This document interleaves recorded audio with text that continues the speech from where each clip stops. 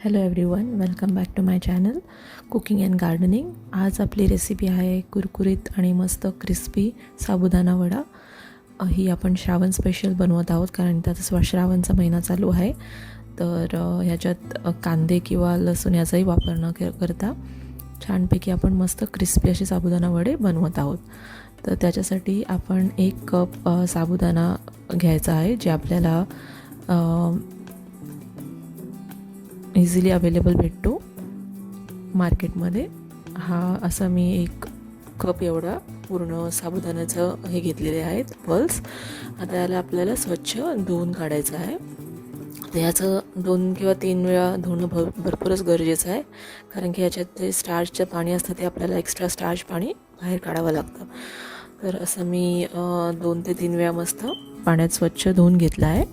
आणि मी हे आता थोडंसं पाणी, जेवढं पूर्ण साबुदाणे कवर होतील तेवढं मी हे असं भिजत घालणार आहे. तर तुम्हाला जास्त पाणी घालायची गरज नाही, कारण की भरपूरच मग ते फुगते.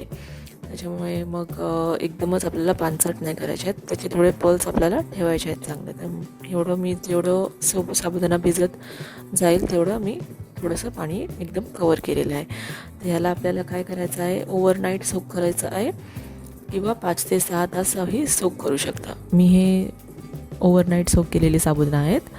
तर आता आपल्याला त्याच्यासाठी किमान 4 बटाटे घ्यायचे आहेत. हे नॉर्मल साईजचे बटाटे आहेत.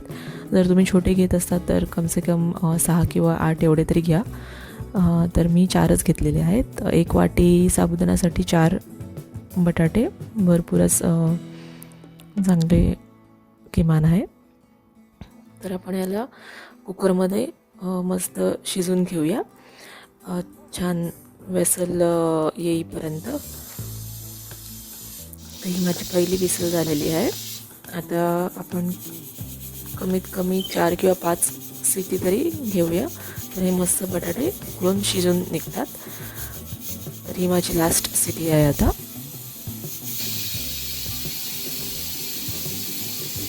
तसे 4 विसल झालेले आहेत. आता आपले बटाटे रेडी आहेत. आता आपण शेंगदाणे रेडी करूया. ह्याच्यात मी 1 मुठ्ठीभर एवढे शेंगदाणे घेतले आहेत आणि त्याला मी जस्ट थोडेसे रोस्ट करत आहेत विदाऊट ऑइल. आपल्याला ऑइल टाकायची काहीच गरज नाही आहे. जस्ट रोस्ट करून त्याला आपण सगळे इन्ग्रेडियंट एकत्र मस्तपैकी थंड व्हायला ठेवूया.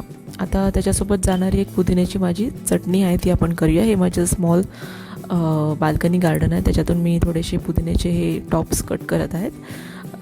मला वाटतं 1 मुठ्ठीभर एवढे पुदिनाही भरपूर असतात थोडीशी चटणीसाठी. तर एवढे मी पुदिन्याचे पत्ते घेतलेले आहेत. आणि आता आपण हे माझ्या गार्डनमध्ये उगणारे कांदे आहेत. हे छोटे कांदे आहेत. हे आता पूर्ण डेव्हलप नाही झालेत, तरी मी 1 काढून घेते. तर हे तुम्ही विदाऊट कांद्याचेही करू शकता. ही चटणी हे ऑप्शनल आहे. आता ही चटणी पटापट बनते. याच्यासाठी तुम्हाला 3 हिरव्या मिरच्या, 2 लसणाचे पाकळे आणि एकदमच अर्धाच्या कमीत अद्रक आणि 1 मुठ्ठीभर एवढं कोथिंबीर घ्यायची आहे. हे सगळं आपण एका मिक्सरमध्ये टाकून घेऊया. आणि मी जसं कांदा काढलेला तसं हा ऑप्शनल आहे, तुम्ही स्किप करू शकता. कांदा आणि लसूणही ऑप्शनल आहे. दोन्ही तुम्ही, जर तुमचं उपवास वगैरे आहे किंवा व्रत आहे तर तुम्ही हा पूर्ण ऑप्शनल करू शकता. तर मी ह्याच्यात कांदा आणि हे त्याची एकच पात अशी टाकली आहे. आणि ह्याच्यात आपल्याला पाणी मिक्स नाही करायला लागेल, कारण की ह्याच्यात सफिशियंट एवढं पाणी कोथिंबीर आणि पुदिना सोडून देते. आणि मग आता आपण ह्याच्यात चवीनुसार मीठ घालूया. आणि थोडंसं किमान 1/2 टेबलस्पून एवढं साखर घालूया. ही मी जी वापरत आहे ती मी कोकोनट शुगर वापरते. तुम्ही नॉर्मल आपली जी व्हाईट शुगर मार्केटमध्ये भेटते ती तुम्ही घालू शकता, 1/2 टीस्पून एवढी. तर तशी मी घालून आता आपण ह्याला मस्त ग्राइंडरमध्ये छान वाटून घेऊया, न पाणी टाकता. जर तुम्हाला थोडी लिक्विड चटणी हवी असेल तर तुम्ही लिक्विडही करू शकता. तर ही आपली ग्राइंडरमध्ये मस्त पुदिन्याची आणि कोथिंबीरची चटणी रेडी आहे. तर आपण ही एका बाउलमध्ये काढून ठेवून देऊया. तशी आपली चटणी आता पूर्णपणे रेडी आहे.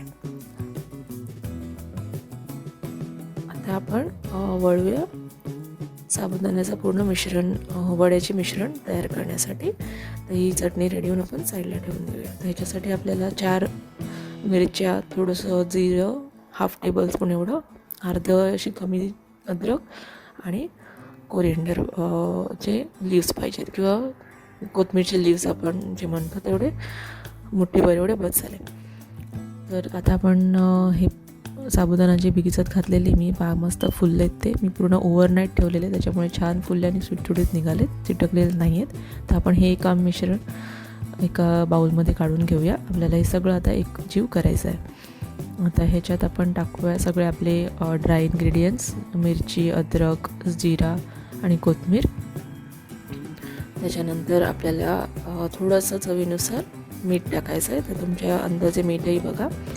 आणि हे जे आपण शेंगदाणे ड्राय रोस्ट केलेले ते मी जस्ट एक मिक्सरमध्ये कूट करून घेतलेले. मला वाटतं एकदाच मी असं फिरवलं आणि हे झालं. एकदमच आपल्याला पूर्ण पेस्ट नाही करायचं आहे, पेस्ट नाही करायची. आणि चवीनुसार मीठ घातलं आपण. आता आपण ह्याच्यात उकळलेले आपले जे 4 बटाटे आहेत ते आपण सगळं ह्याच्यात टाकून घेऊया, कारण की आपल्याला याचा पूर्ण एक डव रेडी करायचा आहे छानपैकी.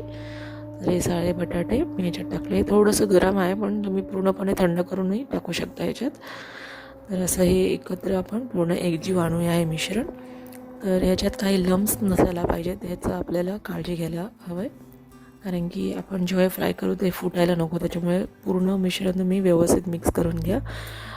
जे आपण ह्याच्यात टाकलेलं आलं, जिरा, मिरची आणि बटाटे आणि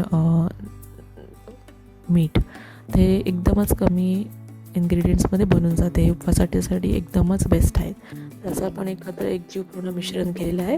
आता आपण याचे मस्त गोल गोल वडे करूयात. ज्या तुमच्या आवडीनुसार तुम्ही करू शकता. जर तुम्हाला गोल वडे पाहिजे तर गोल करू शकता, चपटे पाहिजे तर चपटे करू शकता, किंवा एक ओव्हल शेपसारखा जसं मी केलं तसा आकार देऊ शकता. म्हणजे जास्त गोलही नाही, जास्त चपटेही नाही. तर मी एकदमच ओव्हल शेपसारखा दिलेला आहे, तसं तुम्ही पाहू शकता. तसंही आपण दुसरे तयार करून घेऊया. आणि याला आपल्याला हातात तेल किंवा काही लावायची गरज नाही आहे, कारण की हे पटकनच बनवून येते. तर छान तुमच्या आवडीच्यानुसार एक साईज घ्या छानपैकी. जसं आपण चपातीचे गोळे करतो तसे मोठे मोठे साईज घ्या आणि मस्त ह्याला साईडने फिरून घ्या, कारण की याचा एक चांगला शेप येतो आणि तुटायलाही नको.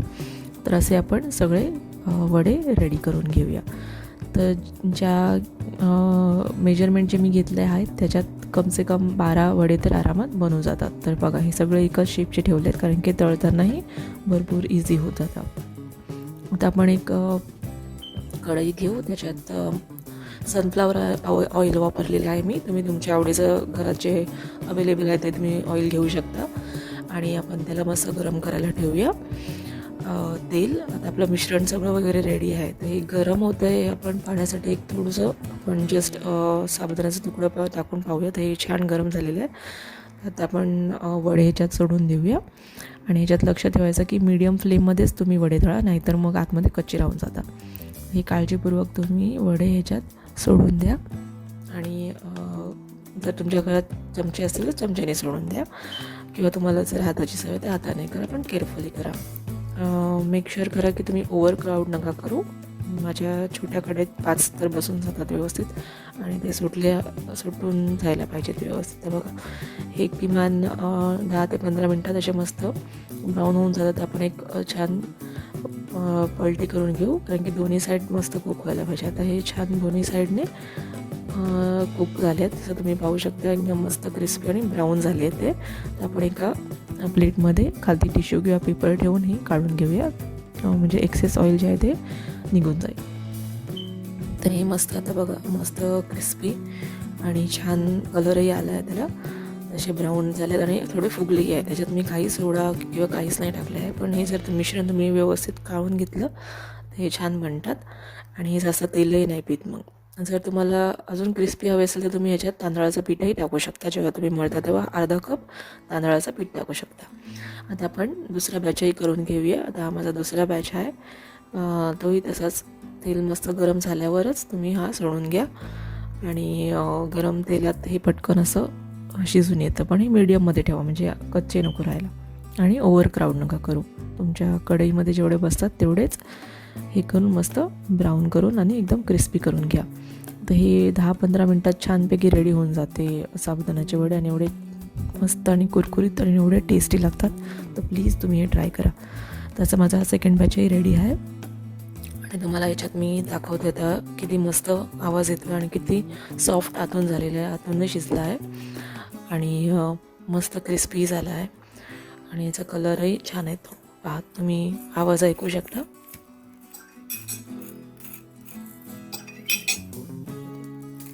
मस्त असा शिजला आहे, सॉफ्टही झाला आहे छान आणि मस्त क्रिस्पी आवाजही आला तुम्हाला. तर हे छान शिजलेलं आहे आणि आपली चटणी रेडी आहे. आता आपण प्लेटिंग करून घेऊया. ही आपली पुदिन्याची चटणी आणि आपले वडे मस्त रेडी आहेत. ह्याच्यात तुम्ही कांदे आणि लसूण न करता चटणी करू शकता. म्हणजे जर तुम्ही यूज नाही करत आहात तुमच्या व्रतासाठी किंवा फास्टिंगमध्ये उपवासासाठी, तर असे तुम्ही ह्याच्यानेही बनवू शकता. तर प्लीज तुम्ही ही रेसिपी ट्राय करा. भरपूरच झटपट बनते. मला वाटते किमान 15 मिनटात तर बनवूनच जाते ही आणि छान गरम गरम तुम्ही सर्व करून एन्जॉय करा. आणि अशी अजून तुम्हाला जर व्रतची रेसिपीज पाहायची असेल तर प्लीज कमेंट करा आणि होपफुली तुम्हाला माझी रेसिपी आवडली असेल तर सबस्क्राईब करा आणि लाईक आणि कमेंटही करा.